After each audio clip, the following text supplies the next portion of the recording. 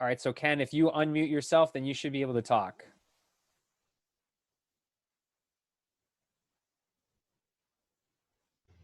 How's that? Can you hear me now? There we go. Everybody hear me? Perfect. All right. So what I wanted to do, and I was talking to Brad earlier about this, I wanted to talk about kind of where we were at in the market, kind of where we're at now currently and how we got here, and then where we're heading forward. And then also talk a little bit about forbearance, because you're hearing forgiveness and forbearance a lot out there in the market right now, especially with people being laid off and losing their jobs. They're going to need some help with their mortgages, and we want to talk about what that is and how that really looks for clients. So the market was chugging right along through January and into February, and we really had a normal market. And even though the coronavirus actually started in China back in late 2019, we didn't really hear much about it up until the travel ban that went into effect in late January. And then moving forward, the markets were kind of keeping an eye on it. The stock markets were, but they weren't really focused on it, and they weren't really concerned about it that much until right around the 20th of February. And that's when you started to see the market start to sell off a little bit. And we saw that money at first moving into bond markets, which helped mortgage rates tremendously. And so what happened was we had a rush of people to refinance because we were back at all-time low rates. And so from an industry standpoint, we became overwhelmed with loans. So from the mortgage industry, really got slammed with almost a year's worth of loans in the first 2 months of the year. And so we're working through that capacity. And it's just an absolute tough scenario for our industry, because we just don't have enough people in the industry to kind of work through all these loans in a really quick amount of time. That, coupled with the fact that right around March 9th is when the word pandemic was first used. And when that happened, the stock market sold off. And that caused even more problems for the housing industry and the mortgage industry as well, in a sense that as the stock market sold off as fast as it did, then what happened was we had what's called margin calls in Wall Street. And so these institutional investors were having to raise a lot of capital to write big checks. And the quickest way to do that was to sell gold, sell treasuries, sell mortgage-backed securities. These were all liquid things that they could sell in order to raise capital. That exacerbated the problem in the mortgage and housing industry and created even a bigger problem, in a sense that we started to see rates really rise and lenders pull back. So rates have been all over the map really since the end of February and moving forward now. And then the Fed came in recently and said, we're going to start buying mortgage-backed securities to kind of help stabilize the market. And the unintended consequence of that was now they created a situation where mortgage lenders had to start writing checks for margin calls. And that was even bigger problem. And so I'm trying to keep this as simple as I can and not get too technical for you, but the situation is that we finally got word to the Fed. They started to back down how much they were buying in mortgage-backed securities. The market has since stabilized, and we're starting to see rates kind of stabilize. But in the meantime, what we're seeing across our industry as a whole is we're seeing a lot of companies actually start to lay off and go out of business. Impact Mortgage, which was cash call, laid off their staff on Friday of last week. We're starting to see small mom and pop brokers, they're starting to have problems with their wholesale lenders that they're dealing with, not taking locks anymore, not taking loans anymore. We're seeing the jumbo market basically freeze up because of these problems on the back end. And then when you add on top of that, the guidance from the government to basically give people 6 months of forbearance on their mortgage and possibly 12 months, now we have more risk built in to all of that, because now that tells people you don't have to make your payment for 6 months. Well, if they're not making their payment, somebody's still got to make that payment. So we still have problems, risk problems within our industry, which is causing problems throughout the whole housing industry. It's a short-term situation. We'll get through it. And I think on the other side of this, we're going to be stronger for it. And I think we're going to have some very, very low rates for a very long time. There's a lot of reasons for me to think that, and reasons I can point to for that.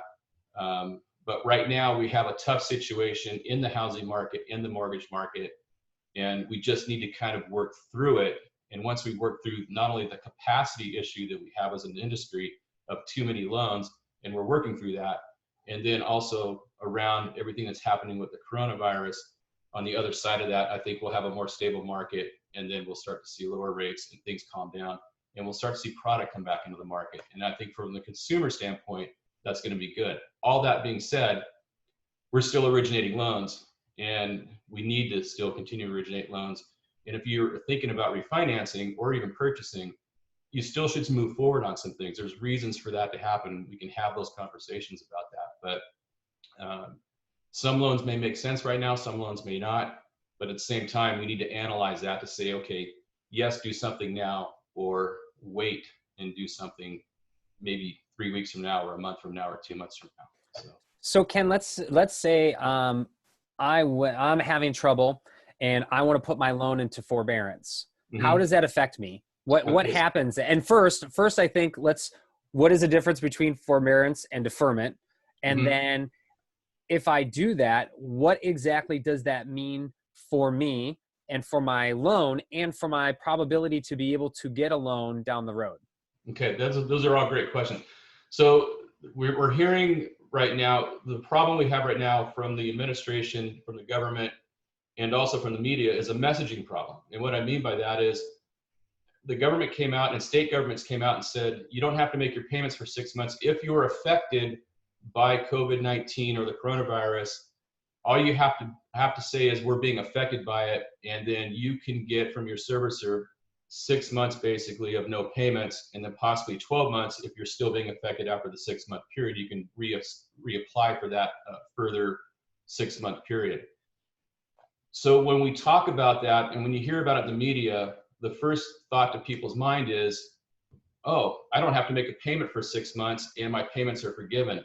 In fact, and Brad doesn't do this, but I've actually heard of real estate agents using this as a marketing tool in other parts of the country where they're saying, buy a house now and get 12 months of payments where you don't have to make payments for 12 months.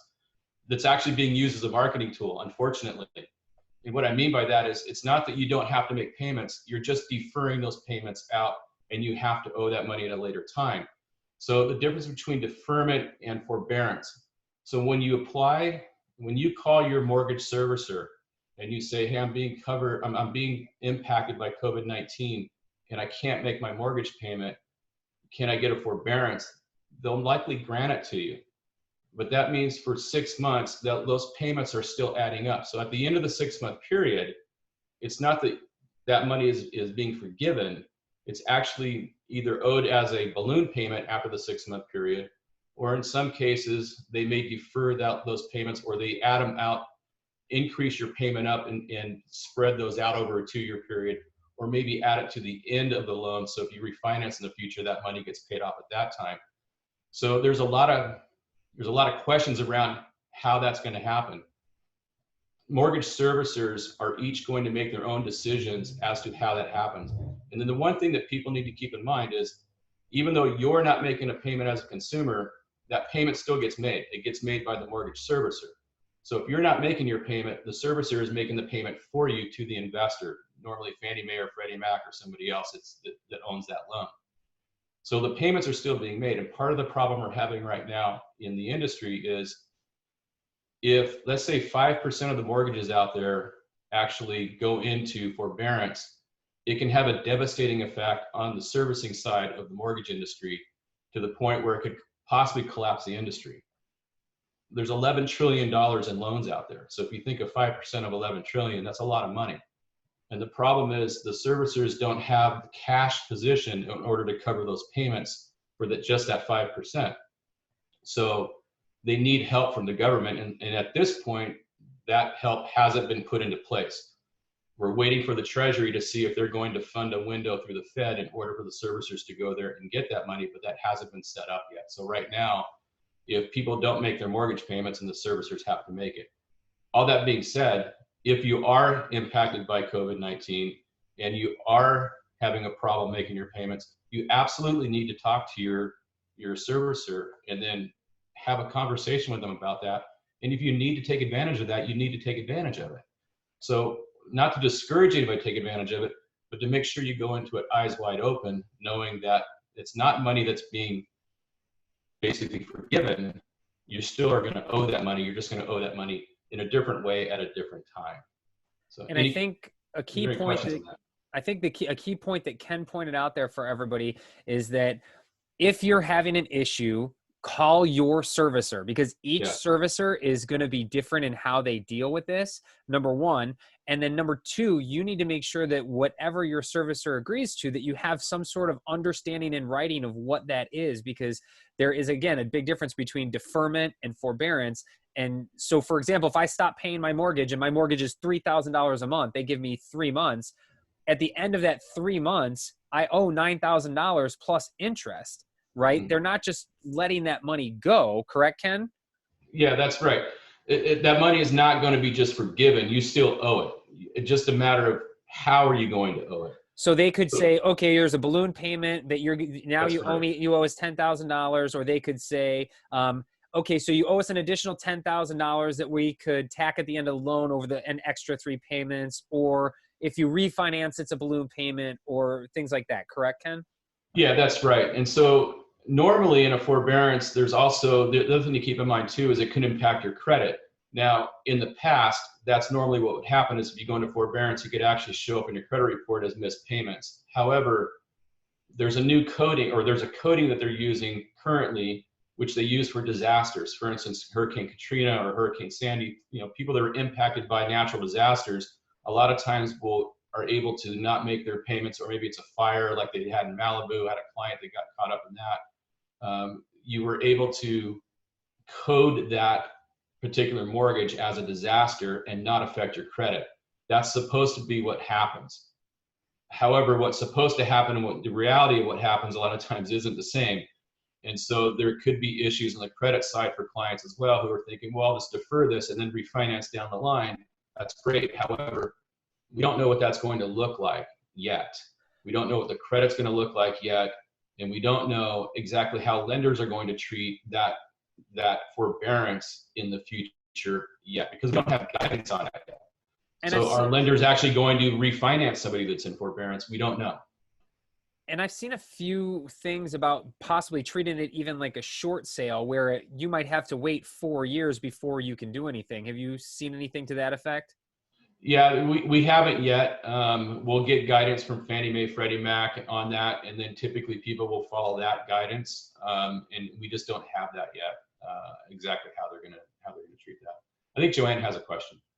Hi. Okay, so I'm not clear if there is a difference between deferment versus forbearance. They sound like they both have to be paid back over some period of time. So is there really a difference between the two? Well, here's the thing. When people think of deferment, a lot of times in their mindset, they think forgiveness. Okay. So when you're deferring your payments out to a later time, no, there really isn't a difference between the two. But in a lot of people's minds, and the way it's being messaged through the media and actually through the government as well, is it's a forgiveness. I don't have to make payments for 6 months. And that's kind of what's going through people's minds. So that's the message we want to get out is you do owe that money back. You have to pay that money back at some point in time. And what is the form of that payback? How is your particular servicer going to require you to pay that money back? Is it going to be a balloon payment due at the end of the 6 months, meaning you have to come up with 6 months of payments plus your regular mortgage payment to pay it back? Or are they going to spread that out over a 2-year period, increase your loan, your mortgage payment for a period of 2 years to cover that, and then catch you back up? Or are they just going to put it on the back end of the loan so that when you pay your loan off in 30 years, you've got a balloon payment due? And if that's the case, then if you refinance in the future, then of course you get a payoff demand from that lender. They're going to say, well, here's the payoff of the loan, but you also have this on top of it. You got to pay that as well. Okay. Does that answer your question, Joanne? Okay, good. And I got another question here also. Is that going to, will that accrue more interest, or how does that work? So if they do a forbearance, I mean, how is that calculated? Do you know? It shouldn't accrue more interest on the loan, from what I'm understanding. Okay. Now, that's somewhat limited because I'm not the servicer of the loans, and exactly how they accomplish that.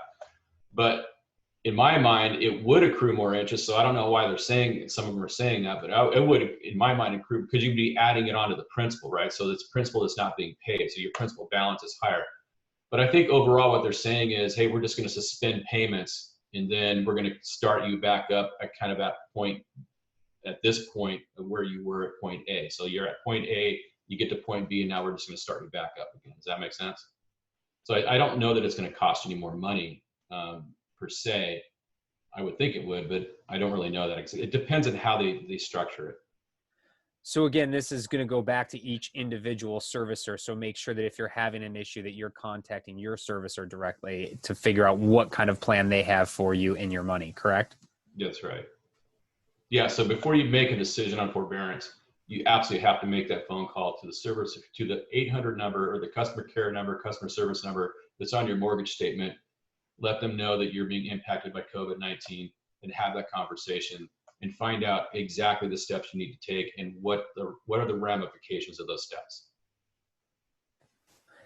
And Ken, I've got another question here too. So somebody writes here, if we owe $3,000 a month and for 6 months it's $18,000, then over 2 years, if they say they would allow them to do like a deferment for 2 years and then spread that out, those payments back, and they'd be adding basically like $750 per month onto their payment. Yeah, pretty much. That would be, the cocktail napkin analysis of that. So, okay. Because keep in mind, the mortgage payment includes not only the principal, but also the interest, taxes, and insurance. Sometimes PMI. So, if someone has all that rolled into their mortgage, the servicer still has to pay not only the payment to the investor, but they still have to pay the taxes, they still have to pay the insurance, they still have to pay the mortgage insurance. So these are all these costs that are being borne now by, even though you're not making your mortgage payment, somebody's making those payments every month. Okay, and so let's say I am in a good position. I'm working from home. I'm getting paid. I haven't got laid off. But my payment is high. Should I refinance right now? Should I even consider that? Absolutely. It should be a consideration for this reason. Rates are still, if you have a loan under 510,000, that particular market is still strong and the rates are still good. They're in the high threes right now. And I suspect once we get over the hump of some of this, the modeling on the coronavirus, we start to see things decline a little bit as far as cases and possibly deaths and things of that nature. As the market stabilizes, we'll start to see those rates come down, especially if they start figuring out how to fund these forbearance. In other words, if Congress pulls through and the Fed pulls through and the Treasury Department funds a window in the Fed and now these servicers aren't bearing that cost, that's going to reduce a lot of risk in the mortgage market. If they start putting some, right now when someone asks for forbearance, they don't really have to say anything other than I'm being affected by it. They don't have to prove a hardship. If they change that, which they're talking about, and if they change that where you say, okay, you have to prove that you got laid off, you have to prove that you don't have income coming in, then that would reduce risk, and then we'll see rates come down because of that. So right now rates are up a little bit because of risk, and if that risk is reduced, rates will come back down. So what we need to analyze right now is, should you refinance? Is it prudent for you to refinance? And if it is, then we need to get you in the process, because a lot of mortgage lenders have quit taking locks. In other words, they're just not taking loans anymore. They've cut them off. We're one of two mortgage companies, believe it or not. I heard the stat from one of our company actually today. I didn't really thought about it. We're one of two mortgage companies that survived the housing market that have the same name. So us and Flagstar. So every other mortgage company that survived the housing market rebranded after the housing market into a different name or morphed into a different name. So our company's been around since 1986. We've transitioned a lot of these rough markets. We know how to do it, and we're conservative in doing that, which is why we're still taking loans and why we're still doing locks. You go to Quicken Loans, they're still doing locks, but they're doing their locks, after your loan is approved and ready to go to docs, that's when they'll allow you to lock your loan. A lot of lenders aren't even taking loans in right now. We're still doing that. So it's a good time to refinance, a good time to get into process so that we can at least get you underwritten. And when rates do come down, we can target a rate and say, okay, yeah, let's lock it in now. Okay. Now, the other thing about that is rates are still kind of around, all-time lows. When you have a loan of 510,000 or less, especially, they're still kind of at all-time lows. I expect rates in probably next year to possibly hit 3% or even go below 3%. If that happens, which I think it will, and if that happens, then we're going to have another bite at the apple. But you don't want to wait for that to happen, because if it doesn't happen, then you'll have missed the boat on the current rates that are out there now. So you need to refinance and take a look at that now as a hedge against that. So if you refinance into a 3.5% or 3.25% rate here in the next few months, fantastic. If it gets down below 3%, you have another shot at it next year, fantastic. But if it doesn't, you're in a great rate. If you stay in that 4% range or 4.25% rate and don't take advantage of the current market, and then it goes back up again, you've missed the boat. So we don't want that to happen. So we need to analyze everybody's situation individually and figure out what's the best path forward for them. And your thought on that would be, so again, so if I'm doing okay, I'm working from home, my income's still coming in, and things are looking good. Obviously, you can call Brad first, because I can help you determine if your value's dropped or not, right? But you're okay but you should get in line, maybe not do the refinance, but get the paperwork in, get yourself set up so that if and when those rates do drop again, that you can jump on it right away, correct? Yeah, that's exactly right. We have a number of clients in process that are already approved, done with their underwriting, ready to go. We're just waiting for the rate. As soon as the rate's locked, boom, we lock it, wrap it up. And that's a great way to go, because you're going to be able to take advantage of the market when the markets drop. One of the problems that people have is they watch the news for the rates to drop, but the news is always a week behind what rates are doing. We're getting, right now, we'll get a rate sheet in the morning, another rate change midday, possibly 2 more rate changes in the afternoon. So we might have 4 rate sheets in one day. So that tells you rates are constantly on the move. So if you're calling up your mortgage lender and saying, hey, I just saw that rates were 3.25% and I want to lock that in, well, they might be 3.5% or 3.75 of the day you call, because you're getting news that's a week behind it. So as a mortgage planner, what we want to do is we want to help clients get into process to take advantage of those markets. It's my job to watch the rates. It's my job to watch the bond markets in real time on a daily basis. And when those rates do drop down, it's my job to call them up and say, hey, listen, we should lock right now. Okay. And this is the reason why. And when you do that, when you're in that position, then you're in position to take advantage of the markets in real time. And that's what you need to be. You need to be able to take advantage of the market in real time. And the only way to do that is to be in process on your loan and have it underwritten. Because we don't necessarily know what sort of time frame. I mean, the rates could drop in 2 or 3 weeks. It could be another month and a half. We have no idea, right? We're just nobody's got the crystal ball. We're just kind of keeping an eye on it to see it as it flows and ebbs, right? That's correct. I mean, it's such a volatile market right now. To give you an example, we had 7 loans on March 6th that we locked, and we called all the clients, said, hey, you should lock. 6 of the 7 locked. The 7th person is still floating in which they would have locked, because what happened on Monday, March 9th, that was on Friday, March 6th. What happened on Monday, March 9th was we had a really good rate sheet in the morning, but literally within a half an hour of that rate sheet coming out, the market changed. And then that whole week rates went from 3.25% all the way up to 4.75 by Friday. So that is the nature of the market right now. There's just a lot of extreme volatility. Now we're trying to get some stability back in the market, but it's still very, very volatile.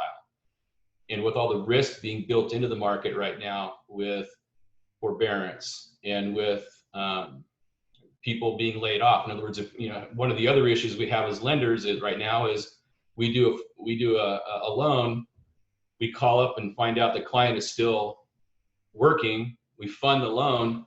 By the time we take that loan and put it on our warehouse line and fund that loan and record it and sell it, maybe within 10 to 20 days, that client may have gotten laid off. And if that client gets laid off, we can't sell that loan as a lender. So now we own that loan.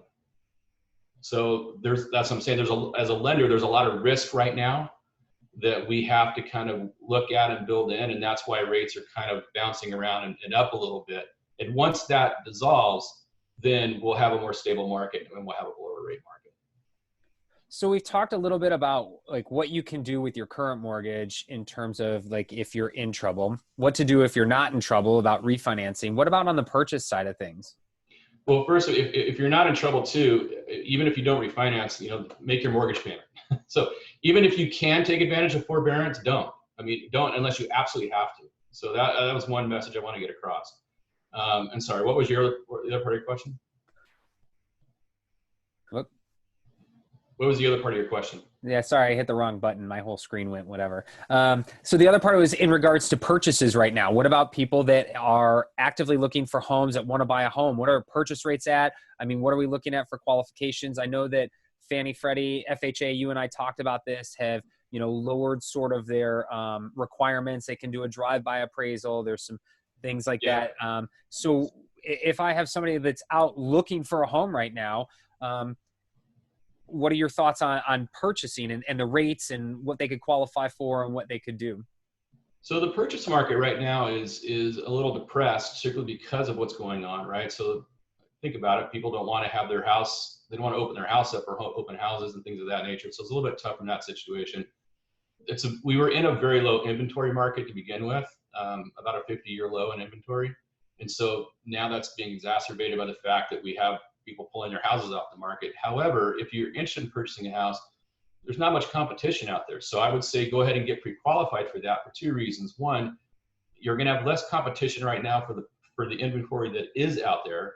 And number two, even if you do wait, now we've already got a baseline and you're qualified. So then it's a matter of let's just update some things 2-3 months down the line and then get you back out looking again. So if you're looking to purchase a house, it's a great time to get that pre-qualification done. It's a great time to actually look for a house from that standpoint. Rates are still good, especially in that market that's 510,000 or less. What I will say about this though, is we're starting to see some markets shut down. For instance, the jumbo lending market is non-existent. Wells Fargo, Chase Manhattan, I expect Bank of America this week will do the same, have pulled out of the jumbo lending market. Most of the investors on jumbo lending, and that is loans above 765,000 basically, that market is basically shut down. There's no liquidity in that market, meaning there's no place to sell your loan in that market. So lenders they're just not lending in that market anymore. If you're looking to buy investment properties, there's a lot of really tough guidelines that just came out on investment properties. You're gonna have to put more money down. It's less restrictive. You can't offset the payment with rent. We're getting a lot of guideline changes, literally hour by hour, we're getting guideline changes on different products within our industry because of the risk factor involved. Can you touch on that briefly, Ken? What's that? Can you touch on that briefly? A lot of people here do have investment properties or look for investment properties. I mean, What kind of guidelines are we looking at? Are we, 15, 20% down minimum, 30% down? So we're actually looking at 30% down on single unit. And if it's in 2 units or more, you're looking at 35% down. We're looking at lower debt income ratios. We're looking at higher reserve requirements, meaning that you now have to have more money in the bank to cover mortgage payments on all the properties that you own. You can't take the rent from that investment property and offset the payment where in the past you could. So you have to qualify for that payment with that payment. So there's a lot of, there's so much risk involved right now in the investment market that lenders are we're still taking loans on it. There's a lot of lenders that have just said, we're not doing any investment property, period. They just won't lend on it. So we're still lending on it. We're just lending on it with tougher guidelines. And we're seeing that across the board with a lot of our products. FHA and VA has gotten much more stringent on some of their guidelines. They're raising, you used to be able to get a loan down to about 580 FICO score. Now it's at 640. So we're starting to see guidelines tighten up because of what's happening in the market.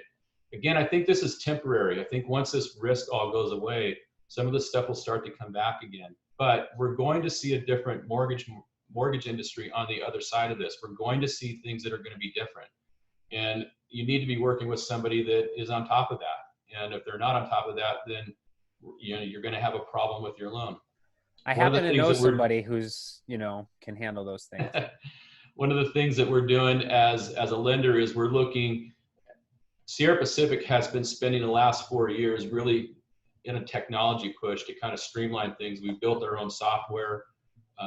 We are now automating the your verification of your bank deposits and assets. We're now automating the employment verification. So instead of getting pay stubs and things of that nature, a lot of times we're just doing a verification of employment. We're streamlining the process.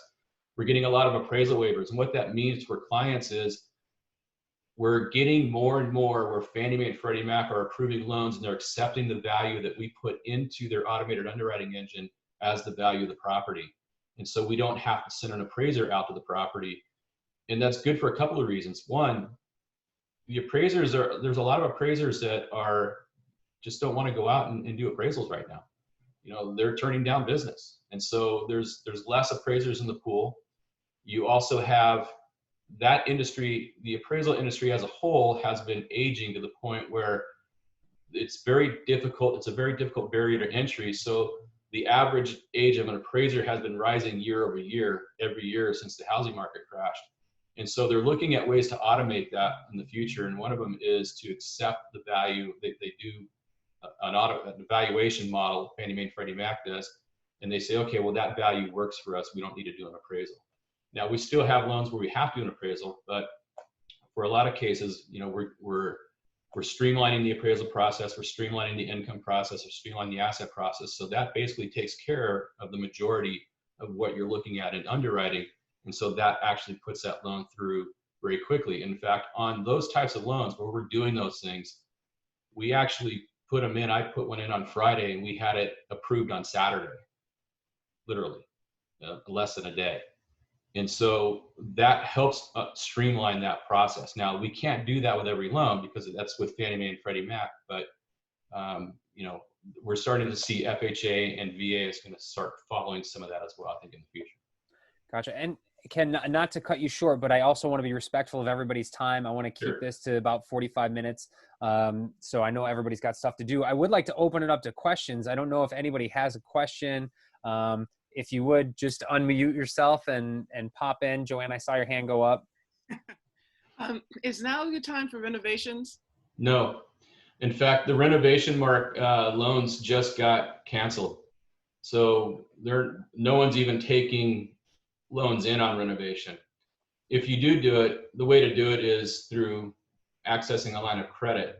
Although we're starting to see some problems in that market where people aren't able to get lines of credits. And a lot of times those are done by credit unions or smaller regional banks, and they're in a second lien position, which is a riskier position to be in. So we're starting to see some of that freeze up as well. So again, I think this is a temporary situation. You know, maybe 2 months from now, we might see those products come back. 3 months from now, but for right now, you know, the renovation market is really kind of a tough market. And I don't know, just to clarify on that, Joanne, were you thinking like a renovation loan, or did you mean just to do like renovations on your own property to add value? You're on mute, Joanne. You got to unmute yourself first. I'm sorry, repeat that the way you said that. I'm not sure. No, I just want to make sure that Ken was answering your question correctly. Were you interested in knowing like about like renovation loans or about doing renovations on your property to add value? More like renovation loans. Okay, perfect. Then can you property, but not the one I live in. Right. Yeah. So renovation loans, any of the types of loans that you would think are a little bit more exotic or a little bit outside of the box of what's bread and butter is a lot of right now it's just really hard. Manufactured homes, renovation loans, lines of credits. We still have a couple of lenders that are line of credit lenders that are still working, but I have seen a couple that have said, "Hey, we're not taking any more loans in." So, but if you're doing a Fannie Mae, Freddie Mac, FHA, VA, especially at $510,000 or less, you know, that's still a pretty strong market. And when you're getting in above that 510,000. That market that's a difficult market right now. Fannie Mae and Freddie Mac have basically shut down that market by the pricing and how they price rates. So it's not just us, every lender out there right now. If you have a loan above 510,000 to like a 765 range, what they call a quote high balance loan, the rates on those are difficult right now, and the cost of them are difficult right now, strictly because Fannie Mae is saying we don't really want that product. We don't have a place to sell that product. Great question. What else? Winner, I see your hand go up. Yeah, question, Ken, because Hi, we're Larry. actually, my family and I are in the process of purchasing a house as well. Within that, within that loan amount that you were talking about, so I think we should be okay. Good. But about the appraisals, the appraisers, I know that we have a limited number of appraisers out here where I'm looking, and they have actually increased their price for it. Yep. We went ahead because I don't really have much of a choice, and I'm fortunate to still have an income. But how does a person, whether either party, get a third party objectivity on the actual cost of the house if the appraiser becomes obsolete?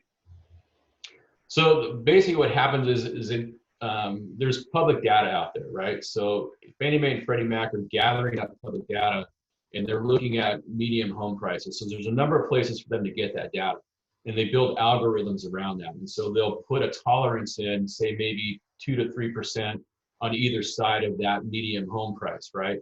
Okay. There's good and bad. There's good and bad with that. The good part is, hey, you don't have to pay an appraisal cost. If it works, it streamlines the underwriting process. They accept the value. You don't have to worry about it. It's basically done when you get into underwriting. The downside to that is if you have a house that maybe you renovated and done a lot of upgrades to, an appraiser can go in and see that, right, and adjust for value on that accordingly. Right. Whereas a valuation model is not going to see the upgrades that you've done. So there's a downside to this as well. It's not all great. And I don't know how you can really put that into an algorithm in the future. I'm just not sure how they would do that, but right. Hope that answered your question. No, it did. Yeah, thank you. Good question. Anybody else have any questions? I know, Colleen, you were worried that maybe we answered some of your questions in the beginning, but what questions might you have?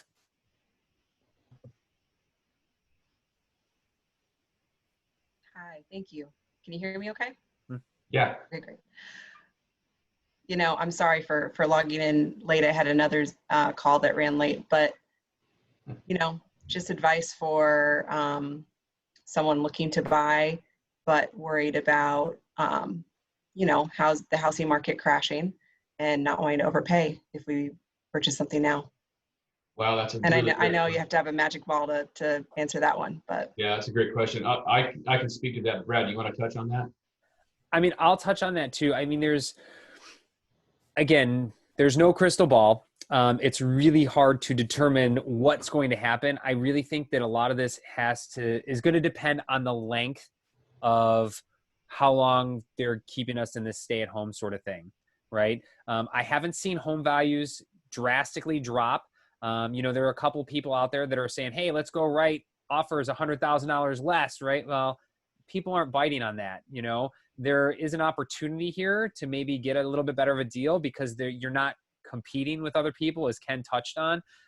I do think that the housing market can remain strong. I don't know for how long if nobody's doing anything. However, if it does lag, I also think that we have a really great opportunity to bounce back really high and really fast once we get things moving again. Obviously a lot of that still depends on how many people get laid off and who doesn't have a job and who has a job when they come back. But ultimately, as somebody just pointed out, right, you're going to live in the payment, right? So if you're okay with the payment and you're still working, I think that is the most important thing. I wouldn't necessarily worry about pricing as much as what your payment is and making sure that you're getting into something that you're comfortable paying in the continued market. Yes. And let me kind of speak to that as well. The Case-Shiller Index came out today, which is always one that everybody kind of looks to. It had a 4% increase in housing prices year over year. But that was a little bit before all this happened. So that's a little bit, that data is, next month's Case-Shiller data is going to be probably a little bit more telling around what's happening to housing prices in the market. One of the interesting things about Case-Shiller is they normally put out a forecast, and last month the forecast was they expected a 5% increase in housing prices this year. They didn't put a forecast into this particular report, which was interesting, really interesting. I've never seen that happen before in the 25 years I've been doing this, that Case-Shiller didn't put a forecast in. But that's been their forecast is 5%. So what I would say is this is not a systemic problem like we had in 2008. So in 2008, the problem was systemic, meaning that the housing market had a systemic problem in how they valued mortgages on Wall Street, and that caused a crash. And that took a long time to recover from that. This is a shock to the system. This is more on par of not quite 9/11 in a sense that 9/11 was a one-time event, happened one day. This is a little bit more stretched out, but it's a shock system. It's a shock to the financial system. Normally, when you have a shock like that, you can bounce back pretty quickly. And I think they're putting things in place. And I think we'll have things in place where the economy can bounce back pretty quickly. The great thing about the housing market was going into this, it was extremely strong. For 11 years, we've been putting in very, very solid loans. It wasn't like in 2007, 2006, 2005, where the loans were very sketchy. These have been credit qualified, income qualified loans for the last 10 years. So going into this, the housing market was one of the strongest parts of the economy. We expect that to remain and on the other side of this. So I think the housing market can rebound quickly. One of my biggest fears is what I was talking about earlier. As long as they don't crash the back end of the mortgage market on the servicing side, as long as that can stay intact, if that crashes, then the housing market is going to have a big problem. But if they sustain that, which I think smart people will step up to the plate and do that, then I think on the other side of this, we can have a pretty quick rebound and a solid rebound. And maybe we're down a little bit going into the next year, maybe 3% growth, maybe 2% growth. But that's still pretty good. California in the last 40 years has averaged 4.5% annually on house appreciation. So if we're at 2% or even 1% or even flat, that would be good, because I think in the third, fourth quarter, we'll start to see the economy rebound. It's going to be a tough second quarter. And then going into 2021, I think the first half of that, we can really rebound and kind of start getting the economy back on track to where it was prior to this happening, especially if a vaccine is found in that time frame. And I've been on conference calls with the head of the Cleveland Clinic, Dr. Roizen, who's involved in some of this stuff. And he has stated that they are fast-tracked on a vaccine, and he's very confident they'll have one by the end of the year. He's also had a lot of great success with hydroxychloroquine, and he's doing a study on that right now, which he should have results of that next week. And he's very encouraged by what's been going on. So his thought process has been that we'll be able to get past this quickly. And once we get past it, we'll be able to contain it and control it moving forward. So, so there's a lot of reasons to believe why we can rebound pretty quickly from this. Yeah, I think we can. Excellent. Are there any other questions? If not, like I said, I want to be very respectful of your guys' time. I really appreciate you guys. Please know that not just for real estate, if you guys need anything, I'm always here for you and happy to help in any way that I can. And I'm going to try to continue to bring some of these meetings to you guys, get you guys some information and keep you updated onto what's happening in our marketplace. But if there aren't any other questions, then I'm going to let you guys go. I just wanted to say thank you. It was very informative. You're welcome, Janet. You're very welcome. Good. We're happy to be here. We're happy to be a resource. And I appreciate you guys so much. And I will send out a recording of this. So I do have it recorded. I don't know how to do that yet, but I will figure it out. So I'll get this out to everybody with some links too for some resources for you guys as well. Yeah, and please, if anybody has any questions, don't hesitate to reach out to Brad or myself regarding any of it. I mean, the more education we can find out. I am on conference calls constantly and reading a lot about what's going on, so I'm very well informed of what's happening. And if you guys have any questions, please just reach out and be happy to help you or just answer any questions we can. I appreciate you guys so much. You guys have a fantastic week. Take care. Bye.